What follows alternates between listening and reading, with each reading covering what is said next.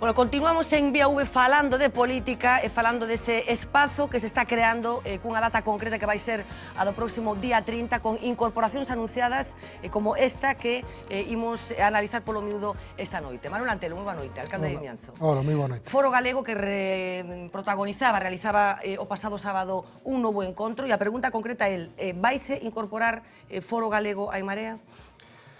Ben, non podemos entender Foro Galego no sentido clásico da organización política porque non o somos, o dixen moitas veces, nin o somos un partido. Somos un punto de encontro onde hai moitas organizacións ou varias organizacións e que procuramos unha reflexión en común. E esa reflexión pasaba pois por buscar o mellor escenario de cara ás eleccións autonómicas para buscar un cambio de goberno, entendendo que, bueno, que as políticas do Partido Popular, do señor Feijóo, son nefastas para o país. Entón, nese sentido, creemos que se dan as condicións desa gran candidatura de unidade, onde os nacionalistas podemos ter unha práctica política clarísima e que podría recuperar, digamos, ese espacio electoral necesario para ser alternativa, como creemos que somos, en torno ao proceso que agora se está levando a cabo de Marea, non? Así que, por concretar, sí, vais a incorporar Foro Galego en Marea? Ben, moita xente de Foro Galego ímonos a incorporar.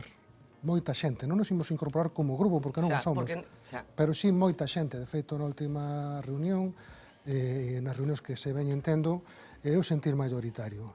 E despois das decisións que se están adoptando nestes momentos e que culminarán o día 30 en Vigo, non cunha asamblea constituinte de En Marea, precisamente dando apertura a este espacio, que era un pouco tamén o que demandábamos, pois creo que sí que se dan as condicións para que a inmensa maioría dos que nos sentimos identificados aí somos nacionalistas, pensamos en clave de país, apostemos por esta candidatura, non? Bueno, pois imos falar de nacionalismo, imos falar desas eleccións galegas, imos falar co alcalde de Vimianzo, pero imos falar tamén con dous tertulianos habituais desta casa que, curiosamente, militaron ambos dous no bloque nacionalista galego, en épocas distintas e en corrientes, digamos, diferentes. Miguel Anxo Bastos, moi boa noite. Xoan Bascuas, moi boa noite. Bueno, imos lembrar que sucedía este pasado sábado nese entorno político que se chama Foro Galego, liderado polo alcalde de Vimianzo, pero no que tamén hai máis xente. Imos velo.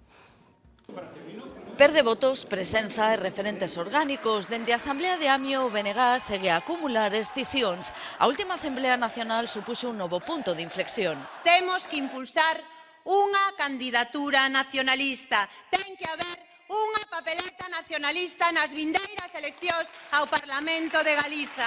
Deste xeito, a executiva de Ana Pontón deixou fora unha alternativa que abogaba por ampliar o espazo achegándose ás mareas. Carme, vamos a por el 15M del Benegal. Pero vamos, aí seguimos, faltounos un pouco de tempo. Pero hai quen non quixo perder máis tempo. Pintamos algo aquí, se xa nos están sinalando a porta. A Imerich dicía adeus ao bloque, tras del, outros destacados, como o alcalde de Vimianzo. Non podo seguir nunha organización onde xa non aporto, tampouco quero ser o Pepiño Grilo toda a vida. Eu creo que estamos obrigados a facer nacionalismo desde outros lugares. E crearon ese espazo impulsado dende o municipalismo, buscando fora o que non atoparon dentro do bloque. Con Manuel Antelo á cabeza nacía o Foro Galego. Con el, o exalcalde de Monforte, Severino Rodríguez, o de Salceda de Caselas, Marcos Besada, apoiados por outros escindidos como membros de Cerna e Abrente. Nacían para promover a concentración parcelaria na política galega da esquerda e de órbita nacionalista, o referente En Marea. A primeira reunión en maio foi unha mostra de forza, 200 asistentes e presenzas simbólicas, Xosé Manuel Beiras, Carlos Aymerich ou o ex-senador Xosé Manuel Pérez Bouza. Consolidábase un movimento alternativo e mentres no BNG insistían que mellor sós que supeditados, o Foro Galego iniciaba outra etapa no seu camiño o pasado sábado. Era a segunda reunión e facía explícita a súa determinación. A necesidade de dotar de programa e alma galega a candidatura de Unidade Popular, que poida protagonizar a derrota do PP na Xunta. Esa candidatura é En Marea. Así que o sexto bloque acudirán ao chamamento dos alcaldes do cambio, a asamblea que o 30 de xullo en Vigo articulará a nova Marea para tentar conquistar a Xunta.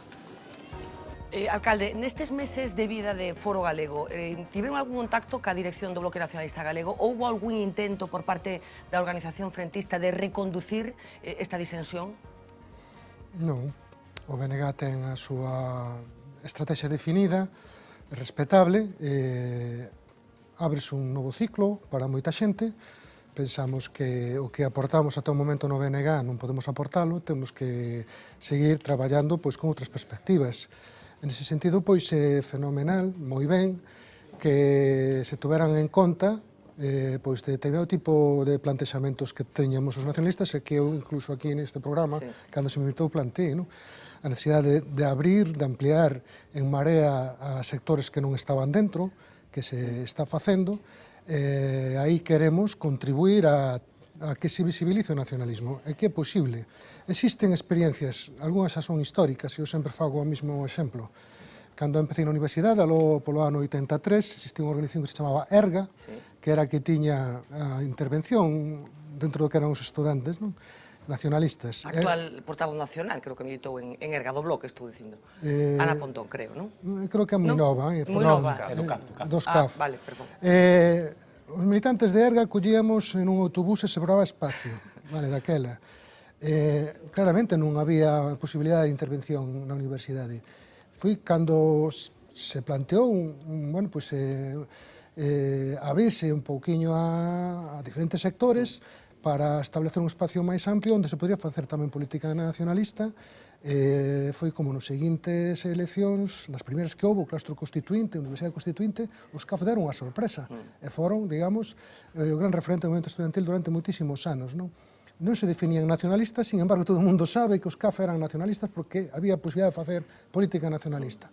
Nestes momentos hai que estar, política, temos que estar moi atentos ás evolucións da sociedade e ao momento concreto e poder dar unha resposta axeitada, porque de nada sirve que un teña unhas esencias moi nacionalistas se ten incapacidade para transmitilo polo que sexa. Incapacidade non me refiro ao propio proxecto, existen moitas circunstancias, entón haberá que buscar a fórmula de intervir tamén políticamente. Entendemos que o espacio en Marea reúne eses requisitos, é un espacio de ámbito galego, que, bueno, os principios que rixen en Marea non son contradictorios co nacionalismo, incluso hai moita xente que os viría na simplificación dos mesmos como referente dun espacio nacionalista e temos que estar aí porque non cabe outro espacio. Decía que non houbo ningún tipo de achegamento ou de conversa co Bloque Nacionalista Galego a partir do momento no que tomaron a decisión de constituir o Foro Galego. Teño a impresión ou teño que entender que nun momento determinado consideran que o proxecto do Bloque é un proxecto fallido, que non é posible reubicalo, digamos? Eu comentei no outra vez, para min é unha mágoa que, ben, estemos nesta situación, pero, dende logo, os que non estamos no BNG é porque o consideramos un proxecto fallido. Eu dixeno da outra vez, gustaríame que estivese equivocado, porque é máis importante un proxecto que a opinión dunha persoa. Pero hai que ser consecuentes cando estamos comprometidos na defensa dun país ou nunha política de servizo á cidadanía, pois temos que ser útiles e contribuir, non? En estes momentos, en Marea é un espazo que existe, é un espazo que ten éxito electoral, é un espazo que se percibe como importante e posible para unha práctica nacionalista, que con xenerosidade se abren a agrandar ese espazo e que debemos de participar en igualdade de condicións cos demais para defender posicións nacionalistas, claro, dende o que é un consenso, dende o que son iniciativas en común e dende que é antepoñer os intereses da cidadanía ou prioridades como constituir un goberno alternativo e logralo, non o Partido Popular. Bueno, a sangría dentro do Bloque continúa. Nas últimas semanas soupemos dese manifesto chamado Manifesto de Vidán, firmado por varios centos de militantes, algúns tan significativos como o ex-portavoz nacional Xavier Vence. Eu non sei se ten algún tipo de contacto con todo este entorno, Faro de Foro Galego, ante a posibilidade de que tamén se incorpore a esta nova liña. Hai contactos con a xente que firmou este manifesto? Porque escoitándoos dicen cousas bastante parecidas. Eu creo que escoitándonos moita xente non é capaz incluso de establecer a diferencia, non? Porque fala, bueno, dese fin de ciclo dun proxecto moi ilusionante no que estivemos que xa non o é, e a necesidade de abrir outro ciclo distinto, non? E que, lóxicamente, hai que ter en conta o novo escenario, nomeadamente en Marea, non? Sí que temos contactos, sí que participaron en reunións, pero, bueno, no foro non se participa como grupo, senón como persoas. Hai persoas que asinaron ese manifesto, que viñan participando dende un primeiro momento do foro, e que moitas outras que se incorporaron á última reunión e que aportaron tamén os seus puntos de vista e que todos son moi interesantes. Pronostica a desaparición do Bloque Nacionalista Galego? Eu non quero falar mal dos meus irmáns, porque siguen sendo meus irmáns, non sei no que vai a pasar. Eu creo que en política hai que plantexarse ser útil para unha sociedade. E ser útil a día de hoxe non é só intentar salvagardar pois, o que alguén pode considerar uns principios moi puros ou unha práctica moi pura, senón ser útil significa que, bueno, levamos moito tempo necesitando un cambio político, que ese cambio político só se pode dar nas circunstancias que temos agora e que é posible, como se demostraron nos últimos acontecimentos electorais, e que temos que traballar nesa línea. E que dentro desa línea se pode facer práctica nacionalista e que aí cabemos os nacionalistas e non estamos, non chocamos, non somos incompatibles, senón todo o contrario, cooperamos. E máis, eu creo que hai un antecedente, e hai que facer lectura dese antecedente, que foi cando o Prestige, o movemento nunca máis. O movemento nunca máis estaba moita xente que hoxendía está nas mareas e que está no BNG. Foi un movimento social, naquele momento políticamente expresouse a través do BNG, nas institucións, foi cando houve o cambio de goberno, o bipartito, Bueno, o Bloque baixou daquela, non? Bueno, pero houve un cambio, pero perdeu deputados, non? Ben, pero que houve un cambio, porque o movimento cidadán non era un movimento exclusivamente nacionalista, serviu para impulsar ese entendemento entre o PSOE e máis o BNG para unha alternativa que se deu, non? Unha alternativa que estuvo aí, que se fixeron cousas moi boas, outras que probablemente habría que correxir, pero que hai moitas cousas que ainda hoxendía pois, son pioneiras, innovadoras no que é a política galega e para contribuir ao desenvolvemento deste país. Non? Eu entendo que un pouco en Marea tamén ven a recoller esa necesidade que temos os galegos e as galegas de camiñar máis unidos, non? Diante de momentos difíciles. É o que demanda a xente, porque é difícil para a ciudadanía en xeral ou para o elector distinguir determinado tipo de discursos, determinados matices que só los temos nós, non? E que ás veces parece que queremos diferenciarnos con adxetivos ou con matices, e non porque non se nos entende. Entón, hai que camiñar en conxunto. Decía que hai uns días visitaba tamén este plató Xavier Vence, decía similitudes do discurso que mantén Manuel Antelo, o de discurso que mantén neste caso o portavoz nacional do Bloque Nacionalista Galego, un dos firmantes dese manifesto, falaba, entre outras cousas, desa asamblea de Amio famosa. Imos lembrar cousas que decía Vence. Amio foi unha catástrofe, foi onde efectivamente se fraguou o fracaso definitivo do BNG. A aposta da maioría que ganou, por moi pouco, pero a aposta da maioría que ganou era unha aposta de enrocarse e demostrouse co paso do tempo que non era a aposta que demandaba a ciudadanía. Despois de Amio, cando o Bloque xa estaba nesa estrategia, vostede foi portavoz nacional, quero dicir que de algún xeito concordaba, supoño, ou tratou de mudar as cousas e non foi quen? Obviamente sí. Obviamente sí, eu creo que aí houve un fracaso, que é un fracaso colectivo, a situación pola que atravesa o nacionalismo é unha situación crítica, queremos que é necesario repensar a situación, a estrategia, antes de desaparecer. Queremos que é a última oportunidade que temos, que ten o BNG para sobrevivir, e por eso facemos ese chamado un pouco desesperado, porque nos doe que o proxecto no que tanta xente traballamos durante tanto tempo acabe situado fora do taboleiro da representación institucional no Parlamento galego ou cunha representación moi marxinal. Bueno, falemos de Amio, desa asamblea que Vence decía que foi unha catástrofe para o Bloque Nacionalista Galego. Equivocouse o Bloque daquela, tiña que ter feito caso a Beiras? Equivocouse antes, Equivocouse antes cando houve un proceso democrático e houve unha maioría da asamblea que dixo non queremos ir por esta liña, que foi a liña que se marcou previa a Amio e posteriormente a Amio. Houve un grupo entre os que estábamos nós, estaba tamén Xoán Bascuas, unha executiva, onde estando en igualdade de condicións numéricas, de representatividade o que é a militancia, tuvemos moitísimas dificultades para levar adiante pois, o que sería a nosa política. Prácticamente non tuvemos oportunidade a promover cambios. Non? Entón, aí foi onde se fragou o que veu despois de Amio. Un planteamento que era equivocado, que pensaba que, bueno, que no BNG sobraba moita xente, e que había que coller un camiño que é o que se está collendo agora, non? Pero ben, eu repito, o importante é que os proxectos triunfen e que teñan apoio electoral. Pero me interesa aquel momento concreto porque si en lugar de triunfar a tese oficial, digamos, chega a triunfar a aposta que plantexaba que representaba Beiras e que finalmente conduciu a un grupo de persoas a abandonar o Bloque Nacionalista Galego, vostede pensa que o Bloque estaría noutra tesitura? Eu penso que se cambiarían moitas cousas. O BNG se transformaría, lóxicamente. Era o que defendía aquela candidatura. Transformar o nacionalismo, buscar alianzas e remover prácticas que claramente se vían que non conducían a nada, non? E que precisamente o que tiñamos pois esa caída constante, continuada, acentuada, e que había que frear de alguna maneira, non? Penso que eso foi, dende logo, un punto de inflexión que explica todo o que está acontecendo agora.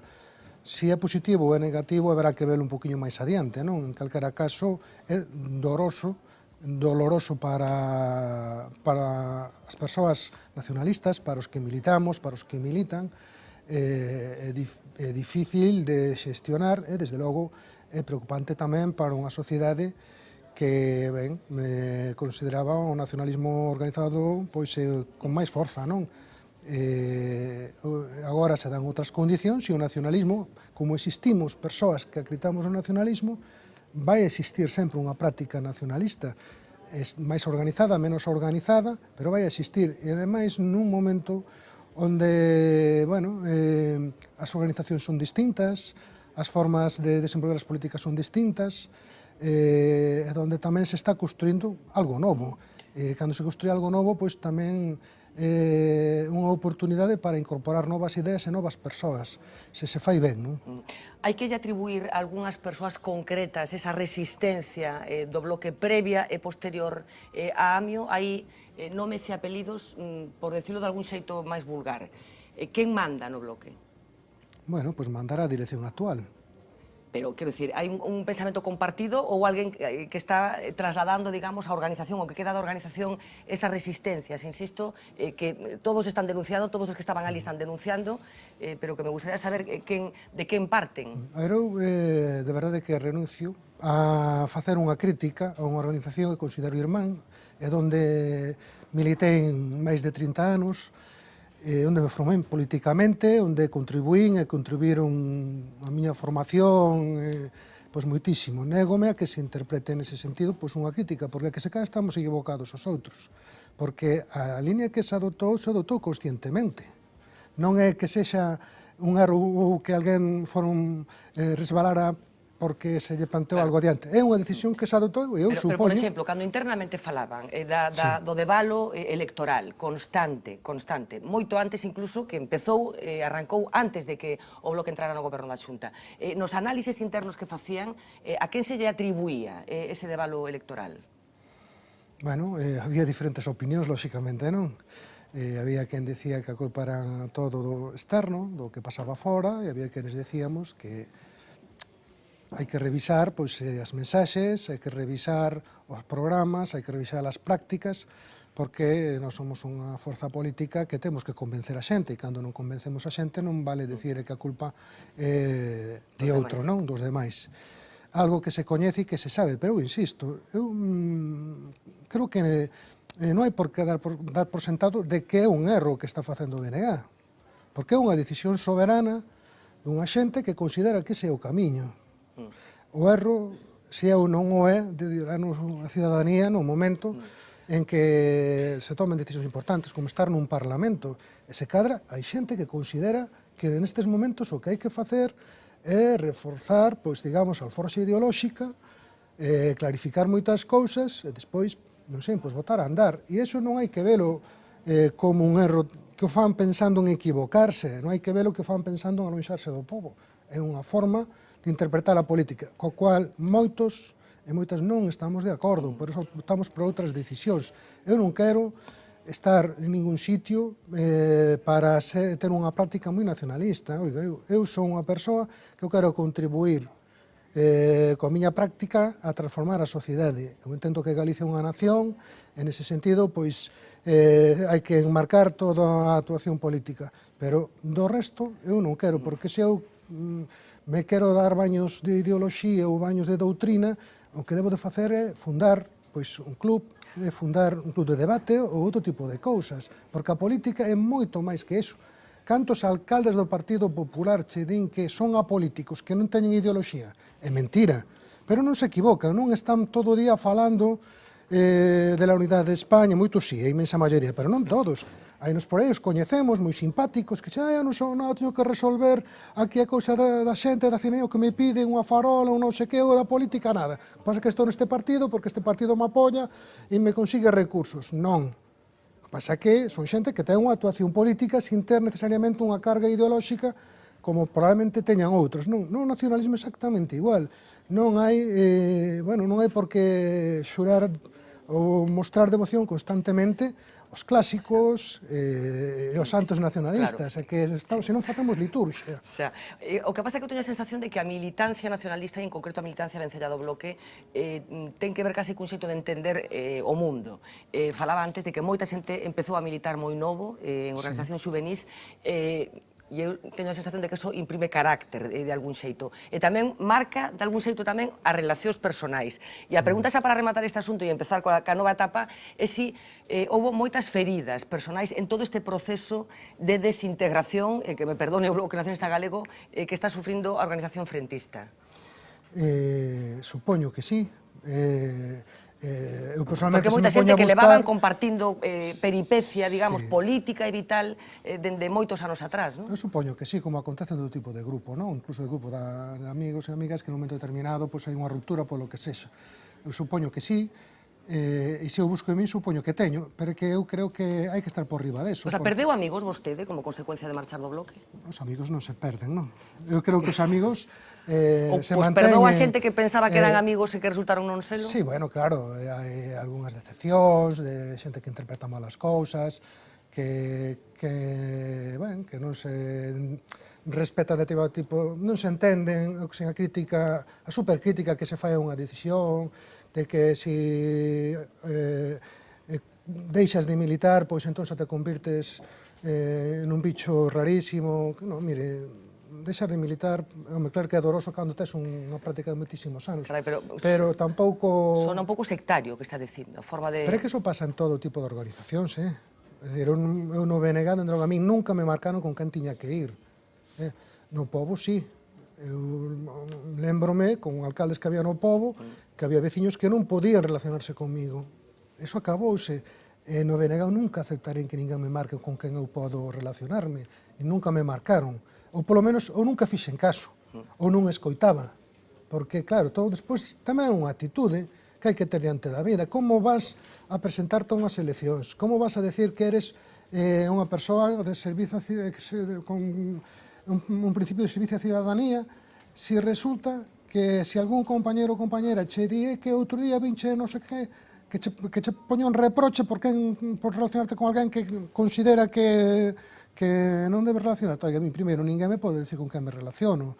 Non é certo que o nacionalismo sexamos sectarios, de feito, creo que o nacionalismo serviu incluso para, nos seus procesos explosivos, por chamarlle de alguma maneira, salpicar outro tipo de organizacións. Aí temos o candidato a presidente da Xunta do PSOE, Xocas, militante de Erga foi, dos CAF, militante nacionalista, e agora está no PSOE. A lista é longuísima, a capacidade que tivo no Partido Popular, incluso o secretario xeral do Partido Popular, non? Estuvo vinculado en Ferrol ao nacionalismo. Miguel Tellado. Miguel Tellado, non? Entón, a ver, eu creo que o nacionalismo, pois, ben, é unha expresión política do pobo galego, e claro, se mitifica moito que hai xente que ás veces vive nun mundo ideal e que pensa que quere cambiar o mundo real por ese mundo ideal e se dan ese tipo de desaxustes. Sí, pero eso danse en todos os lados,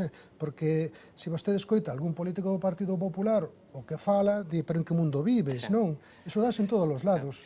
E tamén a madurez das persoas e máis das organizacións deben de levar a que de que non haxa sectarismo ou do que non haxa, digamos, ese intento de controlar a militancia, os cadros directivos da organización, esas cousas. Bueno, imos, como dicía, enseguida falar dese novo tempo político que se habrá a partir do día 30 de xullo, pero quería empezar a incorporar os meus colegas de mesa. Como decía, os dous estiveron no Bloque Nacionalista Galego nun momento determinado das súas vidas. Bueno, a reflexión que está facendo Manuel Antelo, non sei como a vestir. Non comparto, desde logo, sectario non é. Son unha xente espléndida. Teño recordos magníficos de xente extraordinaria. Non me sentín, cando marchei dali, por motivos que foran, non me sentín para nada atacado, ni nada, foi unha xente excepcional, tolerante, e cando estaba dentro tamén, as miñas ideas sempre, eu era así como son agora, bastante parecido, pero era bastante respetado, non tiña posicións de poder, ni de influencia, pero nunca nadie me dixo nada por este tipo de cosas, eso que decirlo na honra deles, e creo que siguen sendo igual. Ahora, que erro lle miro? A ver, non o nacionalismo, supoño que entrevistamos o señor Antelo para falar das mareas e así. O que veo é unha recomposición de espacio. Como eu xa son levo moito tempo, nunca estuve na política, pero os que andan na política, a parte deles, conozco por andar así a lidar con eles, así, en moitas cousas.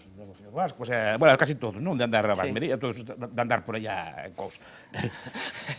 E veo, como as incorporacións obvias propias de idade, máis ou menos son os mesmos que había antes. No ámbito da esquerda do PSOE están os mesmos. O que pasa é que se recompoñen os espacios, os cuadros, de velos por ali en mil asambleas, xuntanzas, foros, así cousas de... son os mesmos, coas incorporacións lóxicas de xente máis nova que se foi incorporando, pero máis ou menos son os mesmos, só que recompostos de sitio, como se remeses así un dominó e colles as fichas, pero siguen sendo os mesmos. Antes estaban un partido dominante que era o BNG, e un partido máis pequeniño que era a Esquerda Unida e, digamos, os seus satélites, e un pequeniño espacio independentista tamén por aí. E agora se remeseu, e agora está o papel de Esquerda Unida o xogaría o BNG, e os restos estánse xuntando ou achegando a unha nova forza de novo cuño. Pero o erro, para mí, a meu entender, é o mesmo que tiñan antes, que non son transversais. Por lo menos, un partido de esquerda sí que ten unha lógica que non o sea, pero un partido nacionalista non ten lógica que non sea transversal, que non se achega a sectores do centro, e mire, digo, incluso da dereita. Tipo PNV ou tipo de cosas. E creo que eso é o que lastraba. A bella discusión. É unha bella discusión, porque dai non saliron. A me interesa, de momento, como un pouco a reflexión que estaba facendo o alcalde, baixo o teu punto de vista tamén, os erros que foi cometendo o Bloque nestes últimos anos. Eu con Manolo compartín moitas cousas e esta vez tamén a comparto. Primeiramente, dicir que as diferencias que houbo ou que pode haber no Bloque Nacionalista Galego responden sempre a unha cuestión ideolóxica.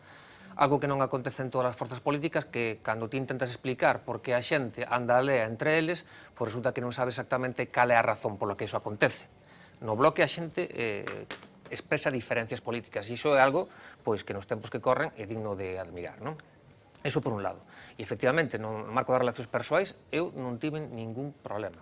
A nivel persoal, individual, non tive ningún problema, non? Pero sí, no seu momento, precisamente en Amio, eu entendín que se deixaba de percorrer un camiño que entendía que podía ser positivo para o país.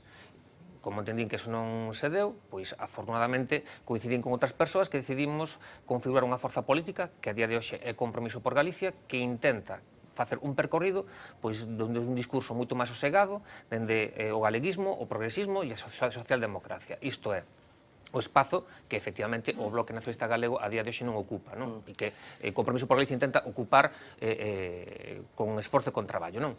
Dito isto, eu comparto tamén o que di Miguel Anxo, de que estamos nun momento no que o que estamos vendo é un movimento de fichas de dominó, que as persoas mudan de lugar, os referentes mudan de lugar, pero o corpo electoral, a base a que se está indo, o xeito de proceder, incluso é o mesmo, cando para quitarlle a maioría ao Partido Popular non basta única e exclusivamente con que se movan uns, hai que rabuñarlle algo ao Partido Popular. Os que non se moven son os do Partido Popular, que o levan tendo claro dende pero que o Partido Popular, anos, ademais, é que tamén é certo que dende a esquerda habitualmente temos unha talla intelectual que fai que interpretemos con certa soberbia o Partido Popular. O Partido Popular, a día de hoxe, é o partido que mellor sabe leer o país. Non digo que teña razón nin as medidas nin as solucións para o país, pero sí que é un partido que gasta moitos cartos en entender como funcionan as sociedades.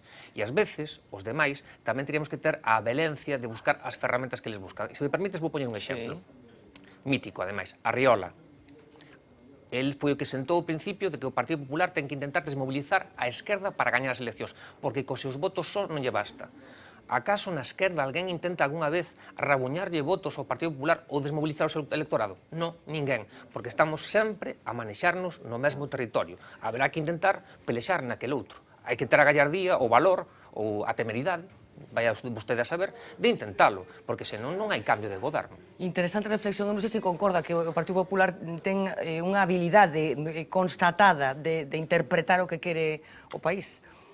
Eu creo que o Partido Popular sabe facer política, ten unha capacidade de diálogo coa sociedade e ten uns cauces aí moi adecuados para chegar a esa sociedade.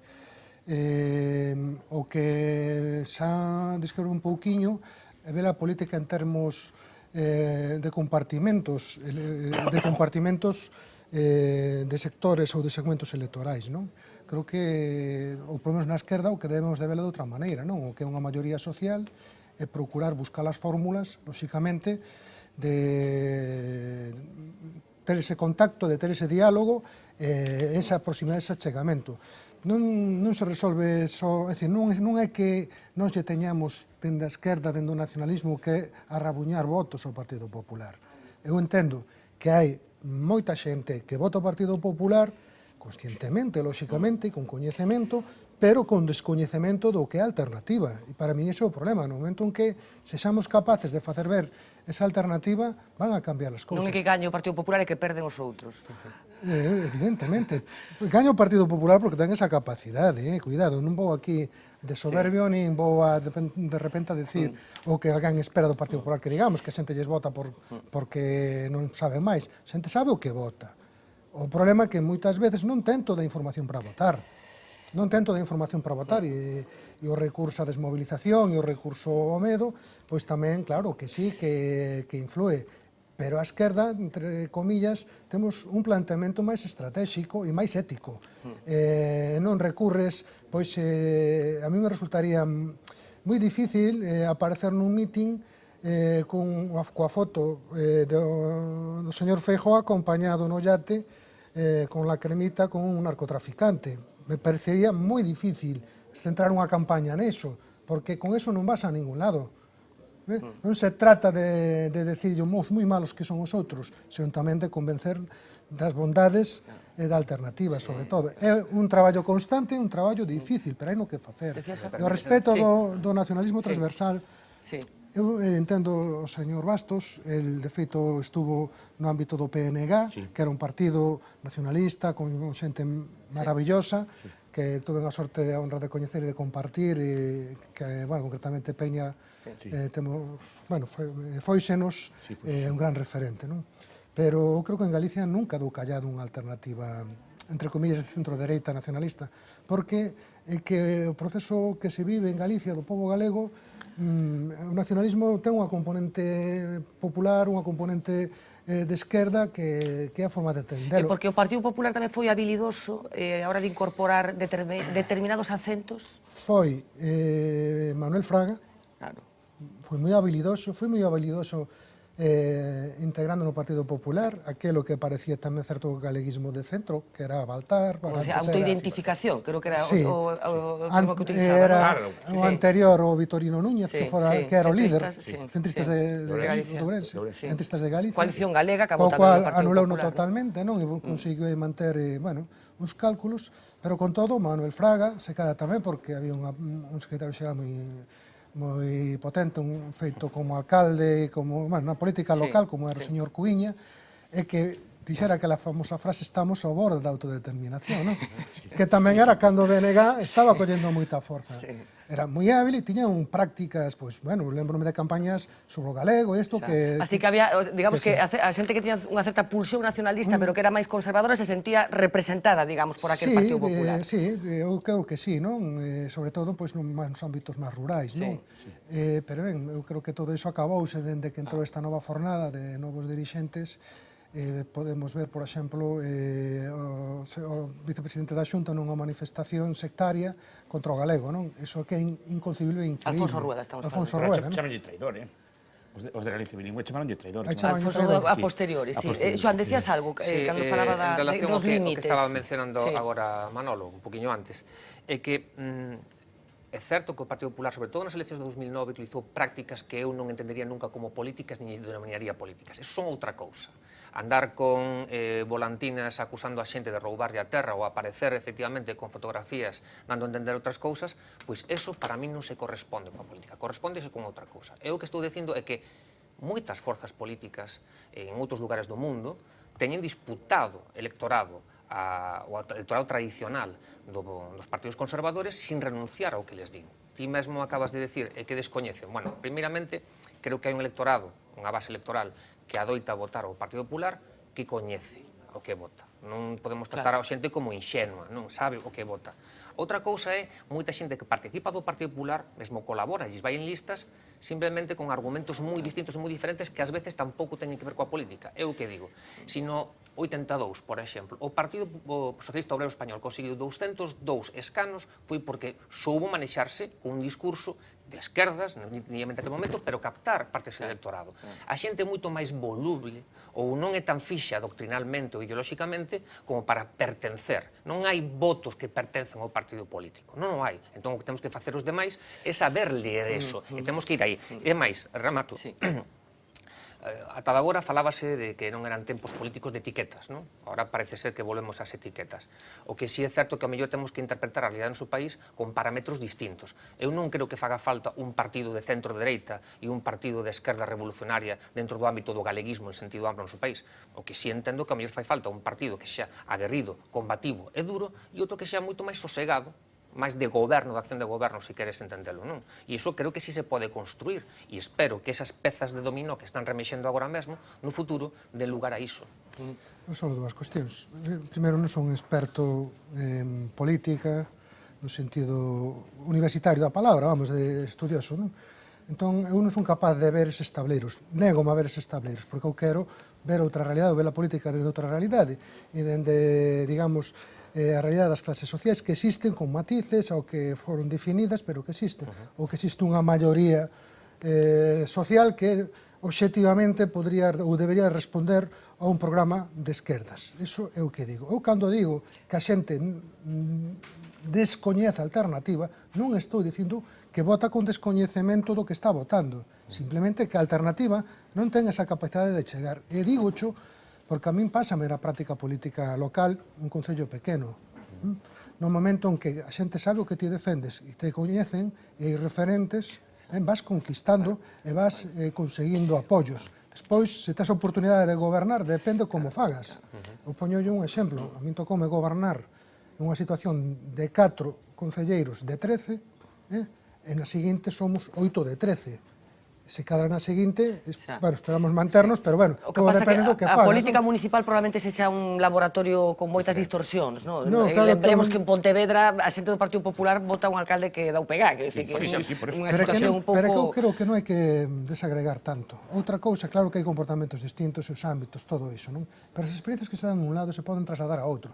Se alguén é capaz de votar nacionalista en Pontevedra ou en Vimianzo, pode votar nacionalista por unhas eleccións autonómicas. O problema é... O candidato. Os candidatos, o problema son os programas, e o problema son as campañas como se fan, e o non buscar ese diálogo e esa representación. Ibas a dicir algo, Miguel? Si non, digo, que aquí dúas énfases. Se enfatizantes na esquerda é porque o que vos move a metervos na Marea é que é de esquerdas. Claro, é que dese eixo iba a falar agora, porque aquí sempre houve dous eixos, o eixo nacionalista e o eixo... É o eixo principal, e sobre todo que sea moi de esquerda, porque se fora polo ben do país, podías patar co PSOE, ou nun momento dado, hipotéticamente patar co PP, nun momento dado, pero é inconcebible para vos, seguramente. Entón, claro, eso é o que vos lastra, non pensades en clave de nación, seguides pensando en clave de esquerda, unha esquerda máis galegoide ou máis galega, pero sí, porque ao final... Máis galegoide. O mellor nunha postura dada, nunha toma de postura, non seríades incapaces de votar co PP. Non acerto, mira... se pensásemos outras claves, lóxicamente, pois igual, non o sei, pois habría moita xente que podría participar na candidatura do PSOE, non? Pero pensamos de participar en Marea porque é un proxecto que ten un respaldo electoral, que ten un ámbito galego de actuación, ten un ámbito galego, ao marxen de que haxa partidos pero son de esquerdas e o que vencella a todos.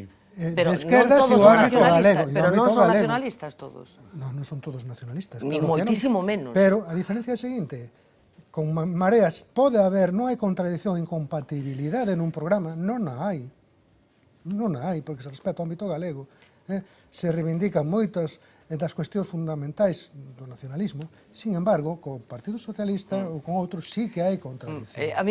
Vamos a entrar en detalle con este asunto concreto, porque efectivamente eses famosos eixos de sempre, nacionalistas, non nacionalistas, esquerda-dereita, parece que claramente ese entorno da Marea, o pegamento, digamos, a ideoloxía de esquerdas, a pesar de que moitos deles apareceron na escena dicindo que non eran nin de dereitas nin de esquerdas, como todos lembramos. Hai unha experiencia previa a Marea, que é a Alternativa Galega de Esquerdas, precisamente, que está representada no Parlamento, que tivo moitos problemas. Prácticamente dende que apareceu nas institucións, poucos meses despois, empezaron os problemas. De feito, nestes intres, acabou, rematou a legislatura divididos. O grupo, parte do grupo pasou ao grupo mixto. Hai uns días visitaba este plató Xosé Manuel Beiras e falábamos desto, precisamente, dos problemas que para unha organización nacionalista ou para un político nacionalista ou para alguén que concibe a política e a estrategia política en clave de país, ten convivir con forzas, e estou pensando fundamentalmente en Podemos, que non ten esa cultura nin ganas de tela. E Beiras decía isto. Aquí é moi difícil que forzas de ámbito estatal asuman na práctica, aínda que os seus dirixentes o crean, por exemplo, o respeto da identidade nacional de Cataluña, de Galicia, etc., e a libre decisión, e que o apliquen automáticamente ao funcionamento dos seus propios colectivos en cada un deses países. Non é menor o que está dicindo Beiras. Decía que é moi complicado, que é dificilísimo que unha organización de ámbito estatal, e ele estaba falando tamén de Esquerda Unida, entenda determinadas cousas, comparta determinadas cousas que finalmente determinan a estrategia política.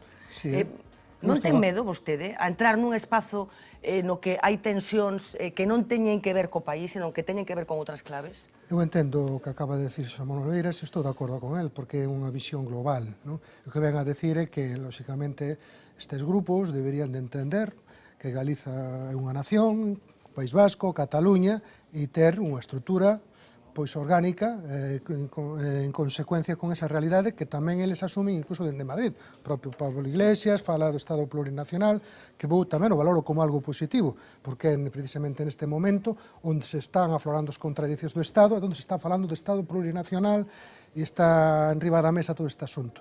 Eu non teño ningún problema a convivir en Galicia sempre que se respeten os acordos e o marco. Aló, que terá problemas será aqueles que definen un marco de actuación e despois teñen dificultades para cumplir. Claro, pero que están todos no mesmo partido político, xa por entendernos, o coalición electoral. Bueno, é unha agrupación, non se trata de ser un partido político. Como nacionalista, creo que ten que haber forzas propias e sempre loitarem polas forzas propias. Eu non vou a participar dun partido que non sexa galego no seu ámbito de actuación, respectando moito, outro tipo de visións, pero eso non me implica que non podamos compartir proxectos dunha maneira ou doutra, porque, claro, o nacionalismo gobernou a Xunta de Galicia co Partido Socialista, tivemos moitas dificultades. Quero lembrar, por exemplo, o que foi a reforma do Estatuto que incumpliu o Partido Socialista. Entón hai... Precisamente falando deso, é o exemplo claro, quer dicir, había dous partidos distintos que eran o Bloque e o PSOE, e todos sabemos que aconteceu. Vasco seguro que o sabe especialmente ben. Quero dicir, aquí estamos falando dunha mesma candidatura que se vai presentar conxuntamente ás eleccións e que leva dentro esa contradicción. Leva dentro esa contradicción como levan outras contradiccións outros partidos, pero mire, o que lle quero decir é que esa contradicción que tivemos non significou que non se pudera facer unha política nacionalista na Xunta de Galicia, ou que non se poderan impulsar grandes avances, ou igual que me refiro nas diputacións ou en concellos, non? E aquí exactamente igual. Lóxicamente, aí está a haber dous eixos distintos, ou dous ámbitos distintos de entender a organización, a estrutura do Estado. Pois claro que vai haber no seu momento contradicións, pero ben, iso tamén pode servir para avanzar cara adiante. En calquera caso, quen ten a contradición máis forte son aqueles que teñen que asumir cousas que parece que van contra de posicionamentos que a priori non os teñen, porque é o que decía Xosé Manuel Beiras.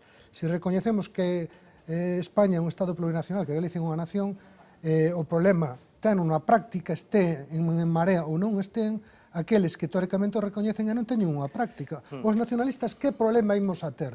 Ningún.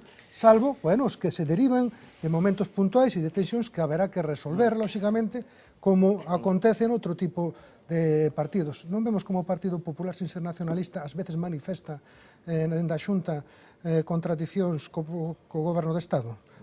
Sí, pero aquí estamos falando dentro do mesmo ámbito. Dentro do mesmo ámbito. Estamos falando de estar en Galicia. Sí. Claro. A ver, Xoán. Respecto ao Partido Popular, que eu saiba, non manifesta ningunha contradición coa acción do goberno. Cando foi aquelo famoso do Fondo de Liquidación Autonómica, que iban a dicirlle que non, volveron dicindo un sí crítico, e agora é unha mágoa que non transfiran a P9, pero chiar non chían nada. E o problema que ten este país, entre outras cousas, é que temos un goberno bastante obediente, sumiso e que abraza la palma de Rajoy sempre. Isto que dixo antes a Ibeiras, claro, a Ibeiras non é fácil sempre interpretalo, e eu vou non interpretar, e ao mellor non o fago correctamente. Para min ubícase precisamente no territorio contrario o que neste caso se estaba afirmando, e é que, ollo, o grande conflicto que ten en Marea e que se visualiza é como se encardina o discurso nacional con outra xente que non se define nacionalista. E, de feito, un dos espazos de conflicto que ten en Marea precisamente é ese. Véxase, Grupo Parlamentario Galego, por exemplo, non? Logo, a cuestión da plurinacionalidade, home, non é a primeira forza política de esquerdas que abraza a plurinacionalidade. Eu recordo perfectamente a Felipe González en vídeos berrando de Gora Euskadi a Escatutá e defendendo a plurinacionalidade, e logo no momento da práctica realidade esqueceuse deso.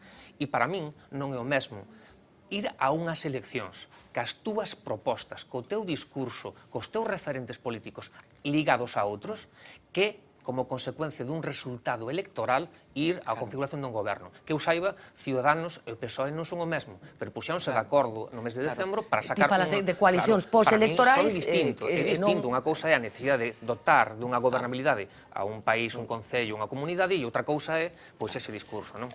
Miguel, algo? Sí, bien. Foro que o que representa aquí o señor Antelo, que é o que vai propor. O problema para min da propor a nivel organizativo, por exemplo, un é que entre ali, ou non sei se a título individual, se vades entrar como forza colectivo organizado, que propostas organizativas vades facer? Porque eu creo que o problema deste tipo de partidos é a organización. Sí, pues está bastante claro isto nos últimos meses. De momento é unha serie de colectivos, etc., cada un obediente a uns a partidos de orden galego, como a Nova, ou Cerna, outros obedientes, digamos, a ámbitos estatais, de forma que ten capacidade de estabilización enorme deste tipo de cousas. Que dinámicas alleas, o propio partido poden facer que o partido se fragmente. Por exemplo, se hipotéticamente hai unha luita entre os de Rejón e os de Pablo Iglesias en Madrid, iso traslades inmediatamente a Galicia. Hipotéticamente hai esa loita, dis? Non, hipotéticamente, non o sei, non opino que non conozco con profundidade, pero hipotéticamente, din que hai, non? Eles din que a negan, entón non teño por que posicionar. Pero hipotéticamente se houbera, se vai trasladar as extensións aquí. De feito, algo deso pasou, se Podemos integraba, nos integraba e desestabiliza, o mesmo pasaría con Esquerda Unida. E no caso de que os unides unha forza sola, así cohesionada, como un partido instrumental ou así, estaría sujetos a dinámicas de fora, non sobre todo porque en Madrid está dando unha dinámica de certa confluencia e conversencia entre Podemos e Esquerda Unida, non sei en que quedará eso, poden separarse, poden unirse, pero en todo caso quedarían uns cuantos nacionalistas sometidos a unha forza poderosa de nivel estatal que sería a condicionar os discursos. Si é un partido único, non creo que renunciara ao control desa organización. Este é como o vaso, non? Podemos ver medio cheo, medio valero. Hai que non ver dunha maneira ou de outra, non? Eu tamén non podo ver de outra maneira, como unha forzas estatais como poden estar condicionadas a unha política nacionalista. E non o quero ver así, porque tampouco quero buscar o conflicto, eu quero buscar a cooperación, e é posible a cooperación. Estamos falando en Marea dun ámbito que se define de ámbito galego, que vai ter un proceso constituinte, que vai ser individual nunha asamblea onde se van a votar por individuos, non por partidos políticos, e onde se vai a elixir unha coordenadora por individuos, non por partidos políticos. Outra cousa son, bueno, digamos, as representatividades internas que pode haber.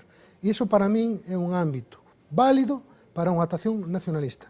Non sería un ámbito válido digamos, acordo supeditado, bueno, pois o que diga Podemos en Madrid ou que diga Esquerda Unida, ou eses procesos. Que influyen os procesos que vivan estes partidos, lóxicamente, como vai influir ou pode influir algo que tamén queremos promover dende o foro, e é un entendemento entre os nacionalistas, unha estructuración do mundo nacionalista, tamén vai influir, pero se definimos o marco e como se vai a facer e de xeito individual, polo tanto, procurando que a intervención organizada dos partidos sexa o mínimo imposible, se garantiza eso. Alcalde, o digo desde fora, rápidamente, por favor. detectei certo pilotamento, que se pilota desde fora o proceso, parece que están esperando instruccións de Madrid para...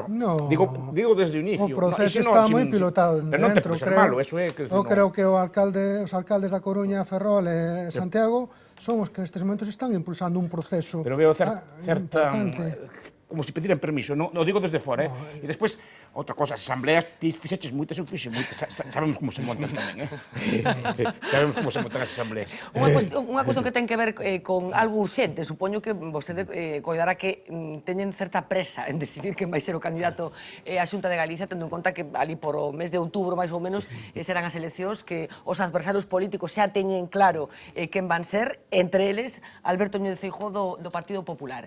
Non sei se me vai dicir nomes, encantaríame, pero teño a impresión de que non. Cal ten que ser o perfil, baixo o seu punto de vista, do candidato dese espazo da Marea á presidencia da Xunta? Eu creo que o perfil ten que ser unha persoa que teña o apoio mayoritario daquelas persoas que individualmente estamos vayamos falo de participar en perfil Marea. político, profesional, perfil personal. político, claro, que si ten que ser unha persoa que aglutine, unha persoa que lidere, unha persoa de consenso, unha persoa con proxección social, unha persoa que teña digamos, esa capacidade de non estar queimada en política e ao mesmo tempo de integrar e, sobre todo, de liderar un pobo. Porque non temos que pensar nun candidato para un partido, temos que pensar nun candidato para un pobo. E hai que expresalo moi ben. Gustalle Luís Villares? Eu creo que é un bo candidato, sí, sería un bo candidato, Luís Villares. Si se presentara Luís Villares, eu creo que tería o apoio de moitísima xente, non? Vos credes que Luís Villares é o candidato que precisa este espazo político novo? Eso terán que xulgalo eles, porque eu creo que cada forza política ten que xulgar efectivamente quen son os seus candidatos. Para min o mellor candidato que se vai presentar ás eleccións son eu. Eso teño clarísimo, vamos, non. De todos modos, se me permites, tres preguntas telegráficas son as seguintes. A primeira é como valoras ti o papel dos tres alcaldes que acabas de mencionar nun movimento que o seu discurso se basea no empoderamento da cidadanía? Non sei se se pode entender que é algo contradictorio, que aquilo que en outros lares, lembrarás, Manolo, chamaban o sindicato de alcaldes, non? Criticando que os alcaldes fixeran ou intentaran marcar a liña discursiva dunha organización. Bueno, eu pregunto, é contradictorio o papel que ou a achega simbólica que din eles que están a facer estes tres alcaldes e o discurso que teñen de empoderamento da cidadanía civil? A outra é, e se non hai primarias? Ti seguirás a participar nese proceso de Marea e logo, si todo este grupo non tivera este apoio electoral, ti crees que Foro Galego estaría participando aí? Sí, porque esta frase utilizouna, non? É unha organización que ten apoio electoral. Claro que sí. Pido brevidade, por favor, alcalde, que teño unha chamada agardando. Por suposto, pois mira, ao respecto do primeiro, en política hai que ter iniciativa. E se a iniciativa parte de persoas legitimadas por procesos electorais representativas de moitos cidadáns, pois moito mellor. A iniciativa política non ten por que ser para mangonear, para controlar, para mandar. Tamén pode ser para mediar, para impulsar. Eu creo que o papel que están facendo os alcaldes se necesitaba. E neste caso lle corresponde. Intentámoslo facer en algún momento dentro do BNG e fracasamos. E fracasamos totalmente. Pero non para impoñer as cousas, senón para mediar e para promover este proceso, que é un proceso constituinte dun novo ente, dun novo espacio. Se non houbera primarias? Vai haber primarias. As primarias son necesarias e vai a saber, claro que participarei nesas primarias. E se non tiveran éxito electoral, Foro Galego estaría aí? Se non tiveran éxito electoral, Foro Galego estaría planteando outras cousas, lóxicamente. Pero que agora ten éxito electoral, o que hai que apoiar. E eu digo eu que non vou presentar unhas eleccións, e eu digo eu que non vou a pedir ningún cargo, porque o meu compromiso como pobo de alcalde quédame 3 anos por diante, non sei despois como me quedará. Pero hai un momento que quenes estamos e temos unha ética, estamos comprometidos con un país, ou decimos que o estamos, ou con unha ciudadanía, e temos uns principios éticos, temos que dar ese paso máis aló. Claro que ás veces hai dificultades e contradicións porque hai que cambiar incluso formas de pensar e métodos de traballar. Pero, se algo que está aí, onde te podes sentir representado nunha boa parte, é que se contribúes e ten éxito e é apoiado pola xente, porque o éxito electoral é a validez que lle dá o electorado, que lle dá a cidadanía. Entón hai que apostar, lóxicamente, por eso. Non hai que poñer pau nas rodas. Non se trata de que lle vaya mal, tratarase de que lle vaya canto mellor, que lle vaya moi ben, non? Bueno, pois díxeme que vou atender unha chamada porque estamos falando da reconfiguración do espazo nacionalista, despois escoitote Miguel Anxo, pero están acontecendo cousas no resto dos partidos. No Partido Popular menos, pero no PSDG, como todos sabemos, están acontecendo cousas despois desas primarias que converteron a Xaquín Fernández Leiceaga en candidato á presidencia da Xunta. Enseguida vou atender a través do teléfono a Carmen Gallego, a exconselleira deputada saínte, porque acabou xa o período no Parlamento Galego do PSDG, pero quería empezar cunha declaración desta mesma mañá precisamente do señor Leiceaga, despois de saber que o campo de fútbol de Afonsagrada vai levar o nome de Xosé Ramón Gómez Besteiro. Como saben vostedes, o secretario xeral saínte, o ex secretario xeral do PSDG. Se lle preguntaba a Leiceaga por esta iniciativa do alcalde de Afonsagrada e así reaccionaba o candidato do PSDG á presidencia da Xunta. A decisión do Concello de Afonsagrada de adicar un campo de fútbol a Gómez Besteiro, unha con críticas do BNG por entender que non era adecuado adicar un campo de fútbol a un político imputado. Que méritos cree vostede que fixo Gómez Besteiro? Eu creo que eso é unha cuestión que debe dirimirse no ámbito do Concello de Afonsagrada, en todo caso. Descoñecía esa circunstancia, pero a verdade, pero pregúntenlle vostedes ao alcalde, supoño que poderá aclararlo. Bastante expresiva a cara do señor Leiceaga. Carmen Gallego, moi boa noite. Hola, boa noite. Bueno, exconselleira, como decíamos, deputada ata agora mesmo, nesta legislatura que acaba de rematar no Parlamento Galego. Pregunto yo por este último asunto, enseguida entraremos en fariña de outras cousas, pero que lle parece a vostede que o campo de fútbol de Afonsagrada leve o nome de Besteiro? Bueno, eu creo que Argelio, o alcalde, tuvo ideas mellores, non? Eu creo que en calquera caso, cando un alcalde ou alcaldesa ou calquera cargo político lle quere poñer o nome de un persoeiro a calquera espazo, o mellor sempre é escoller aqueles persoeiros que xa non están entre nós, así se evitan moitos disgustos. Bueno, acaba de anunciar que renuncia a ir nas listas ao Parlamento Galego, por qué? Bueno, pois por dúas razóns. A primeira, porque hai xa tempo que no meu círculo de amizade máis cercano xa tiña comentado que, bueno, pues me apetecía volver á actividade no sector pesqueiro, onde eu procedo. Eu empecé a traballar no ano 1985 no sector da pesca galega e aí volvo. Teño un proxecto, hai un proxecto que para o que fun chamada, que me apetece e creo que é o momento de facelo. E a segunda razón, esta é unha razón persoal, a segunda razón é porque, evidentemente, tendo esta oferta adiante e vendo que o meu partido e as persoas que neste momento están na dirección pois están tomando unha serie de decisións que non comparto en absoluto, pois creo que se un non está cómodo nun proxecto, o mellor que pode facer é irse. Utilizou a palabra renunciar, pero fora requerida de algún xeito pola actual non dirección, porque non hai secretaria xeral que unha xestora, bueno, pola actual dirección do PSDG, fora requerida xa, porque se renuncia dá a impresión de que algo lle ofreceran xa. Non, eu non digo que renunciara porque algo me ofreceran, digo que eu tomo a decisión voluntariamente e antes de que se inicie o proceso de confección de candidaturas, que iniciase os xoves desta semana, precisamente para evitar que ningún compañeiro ou compañeira pois teña pois a vontade de propoñerme en ningún caso, non? Para que todos os militantes saiban que eu non estou en esa terna. Precisamente acaba de decir que o proceso de confección das candidaturas aínda non empezou, é unha das cousas que hoxe Leiceaga decía. Se non empezou, por que saben xa que vai ser sectario Leiceaga? Bueno, pois moi sinxelo, porque hai 2 semanas se pactou entre a presidenta da Comisión Xestora e esta outra parte do partido que iba a haber un diálogo para facer unhas candidaturas de consenso, de integración, como por certo había prometido o señor Leiceaga a noite das primarias, e todo iso quedou en nada, non hai ningún diálogo, non hai ningún acordo e, polo tanto, vai empezar o proceso de consulta ás agrupacións e andan por aí circulando unha serie de nomes propostos polo candidato e o seu entorno que de integración teñen cero. Que nomes?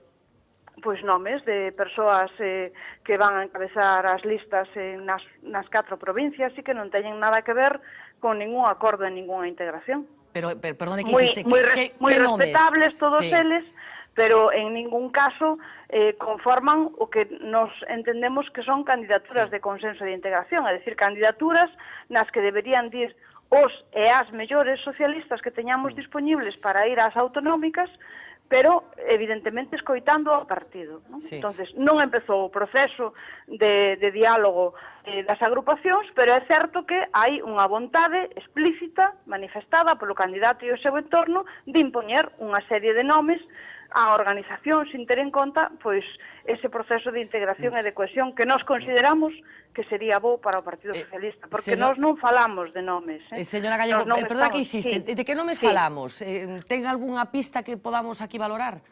Bueno, eu creo que non é menester poñerse neste momento a discutir sobre unha persoa ou outra. Nós, cando facemos a proposta de integración e de cohesión, non a facemos en función de se eu quero ir na lista ou outro quero ir na lista, senón de que houve unhas primarias, hai unha tensión na organización evidente cando hai unhas primarias, hai unha persoa que gañou cun 55% de apoio, unha persoa que perdeu cun 45% de apoio. Cando se fala de integración, o que se está dicindo, cando menos desde o meu punto de vista, é que a parte que perdeu hai que integrala coa parte que gañou para facer un partido máis forte. A primeira ocasión que hubo para facer isto fracasouse porque o candidato non quixo e a presidenta da Comisión Xestora tampouco que o senador por designación autonómica fora a persoa que perdeu as primarias. Polo tanto, os feitos son máis que evidentes de que non hai vontade de integración. Claro, entendo que parte do cabreo, se me permite a expresión, que están manifestando moitos exdeputados teñen que ver co feito de que non conseguiron que Méndez Romeu fora senador. Non é unha cuestión de deputados ou de exdeputados. Eu, cando falo en nome do 45% dos militantes e das militantes do Partido Socialista que apoiaron unha opción distinta á de Leiceaga. Non estou falando de un deputado ou unha deputada dunha provincia. É dicir... Bueno, hai deputados, perdona que interrumpe, onte estaba aquí Tuco Cerviño, que foi avalista de Méndez Romeu, e non tiña exactamente esta visión que está tendo vostede, sino que, ao revés, estaba apoiando a Leiceaga e reclamaba o dereito que ten Leiceaga de construir unha candidatura, bueno, que naquel confíe, digamos, ou que responda un pouco ao modelo político que el quere desenvolver. En ningún caso, na historia do Partido Socialista, ningún candidato impuxo as persoas nas listas. Nas listas, as listas se fan polas agrupacións locais. Despois pasan aos comités provinciais e ás executivas provinciais. E logo pasan á Comisión Nacional de Listas e ao Comité Nacional Galego. Nunca nadie que fora candidato impuxo a persoas do seu... Isto non é un equipo de goberno. Isto son deputados e deputadas que teñen que responder nas súas provincias e nos seus territorios á organización política. Hai un proceso interno que está establecido e está escrito nos estatutos do Partido Socialista que non pode saltarse ningún candidato, por moito que haya sido escollido en primarias. Por lo tanto, nós o que estamos pedindo é moi sinxelo, cúmplanse os estatutos do Partido Socialista, respétense os procesos internos, respétese o que saia da vontade deses procesos internos e ratifíquense as listas polos órganos que están vixentes no Partido Socialista. Señora Gallega, estamos pedindo iso, nada máis. Que lectura cree que está facendo a cidadanía desta pelexa por las listas? Bueno, pois entendo que a cidadanía non está vendo satisfeitas as súas expectativas no Partido Socialista, porque non é só o problema das listas, e que estamos facendo unha serie de intervencións públicas nas que o Partido Socialista está falando de se vai a ser segundo ou terceiro, cando eu entendo que o Partido Socialista de Galicia, cando se presenta ás eleccións, tense que presentar con proxecto cohesionado, forte, unido, e con un proxecto de clara alternativa a Núñez Feijóo, un presidente que lle fixo moito dano aos galegos en esta situación de crise económica, aproveitou a excusa da crise para influenciar un gran dano sobre todo as clases medias. Diante desta situación na que a xente sufre por culpa destas políticas, o Partido Socialista teria que estar presentando unha alternativa forte e seria, e non pensar en si vai ser segundo ou terceiro, sino pensar en sair a gañar cun proxecto forte, e para iso fai falta un partido unido. Reclama precisamente isto, o Partido Unido e cohesionado. Cree que a mellor maneira, o mellor xeito de que a xente perciba que o Partido Socialista, que o PSDG é unha organización cohesionada e forte, é trasladar a opinión pública a este debate, como está facendo todo este sector no que vostede está? Bueno, evidentemente neste momento non está habendo ningunha reunión de ningún órgano interno nos que poidéramos facer este debate os militantes e as militantes que consideramos que o candidato e a xestora non se están manexando con cordura en esta situación. Non?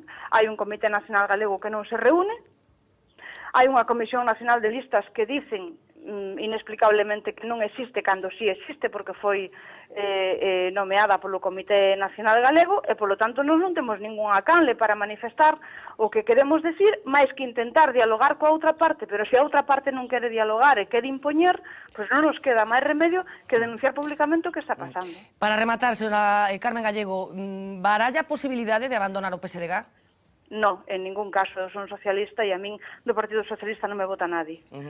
Bueno, pois con esa afirmación me quedo. Carmen Gallego, deputada, exdeputada do PSDG, exconsellera, moitísimas grazas por atendernos esta noite. Moitas gracias a vostede. Boa noite. Bueno, non sei se queredes comentar algo, Miguel. Non, estaba comentando o que estás falando antes. No, un momento deste asunto en concreto, algunha cousa, Xoan? Eu sí. Antes estábamos a falar das coitas que hai no nacionalismo galego, non? No BNG, incluso en Mareas, as diferencias que hai sempre son, ou habitualmente vístense polo menos, de ideas. A min que alguén me explique cales son as diferencias que hai entre as persoas que apostaron por A ou por B, porque para un cidadán, para unha persoa que é alle a todo isto, dáselle a ver a parte menos bonita da política. Hai unha diferenza bastante importante que é pactar cas Mareas ou non. Non o creo, en ese sentido. Permíteme que che diga por qué. Porque creo que, no fondo, a posición que tomaron, por un lado, Méndez Romeu ou Leiceaga era táctica. No fondo, saben que teñen que pactar coa Marea. O que ocurre que Méndez Romeu sacou ese discurso, creo eu, sacou ese discurso na idea de que, elector, non dubides entre Marea e PSOE, vótame a min. E o que fixo Leiceaga, dice, elector ou electora, non te confundas, imos pactar con eles, así que vótame a min. Miguel, brevemente, porque estamos apurando o tempo, veña. Isto que me toca coas primarias. As primarias fragmentan moito os partidos, porque ao final o que gana levando todo, non é un congreso, ganas e podes meter 4 ou 5 de outro, porque ti vas a unhas eleccións cun paquete, cun equipo, con unha cosa completa. Entón, unha que te equipo completo non podes decir que ahora cedes despois de ganar e lle metes a meter as outras. Abaixo as primarias. Eu son moi contrario. Espera, nos outros partidos me parecen encantadores, Canto máis esquerda, máis primarias teña, máis peleo. A mí máis me gusta. Alcalde, vemos que a política, falábamos antes do que non é o Partido Popular, parece que é complicado, non? Chegar a... Bueno, o Partido Popular, o que pasa que non sei se se trasladan con tanta virulencia a opinión pública. Non se trasladan. Ben, eu creo que o problema, eu coincidei contigo, non? O PSOE ten un problema nestes momentos terrible, e é a incapacidade de facer política alternativa, porque digamos que non é capaz de ver que a sociedade cambiou e que necesariamente ten que entenderse pois coa súa esquerda, ou no caso de Galicia ten que entenderse con En Marea, porque son as dúas patas dunha alternativa lóxica e necesaria. Isto non axuda. Ou máis. Dúas patas ou máis. Isto non axuda para nada, non? Estamos rematando, alcalde, pero quería apelar un pouco tamén a súa condición de rexedor municipal de Vimianzo. Concurriu a esas eleccións baixo as siglas do Bloque Nacionalista Galego, hai un ano e pouco. No seu momento, cando anunciou que se afastaba do Bloque, da disciplina do Bloque, dixo que iba a cumprir o programa con que concurriu. Baralla a posibilidade de resolver de algún xeito este efecto. Non sei se o Bloque lle está reclamando a acta e as actas dos seus concelleiros ou que vai pasar nestes 3 anos que restan de mandato. Vai seguir sendo alcalde polo Bloque Nacionalista Galego? Vamos a ver, eu non estou no Bloque Nacionalista Galego, polo tanto non me podo erixir como representante do Bloque Nacionalista Galego. E o que digo é que vou a defender e levar a cabo o programa que presentamos do Bloque Nacionalista Galego, Asambleas Abertas, e ademais nun proceso que é un proceso de evolución. Aquí ninguén pode ver o que non hai. Eu expliquei-no moi claramente, non foi o que se moveu do sitio, foi o BNG que se moveu do sitio deixándonos a algúns fora, vale? Entón, nese sentido, as explicacións que teño que dar a xente de Vimianzo as dou e as entenden perfectamente. Pero lle reclamaron oficialmente as actas? Vamos a ver, eu entendo, e así o digo, de que non son representante do Bloque Nacionalista Galego, pero que non teño ningún problema en manter relación co Bloque Nacionalista Galego e defender aquelas cuestións que me quieran plantear, porque na imensa maioría das cuestións imos a estar e estamos de acordo. Porque, non me contestou, reclamaron as actas? Vamos a ver, as actas non se poden reclamar.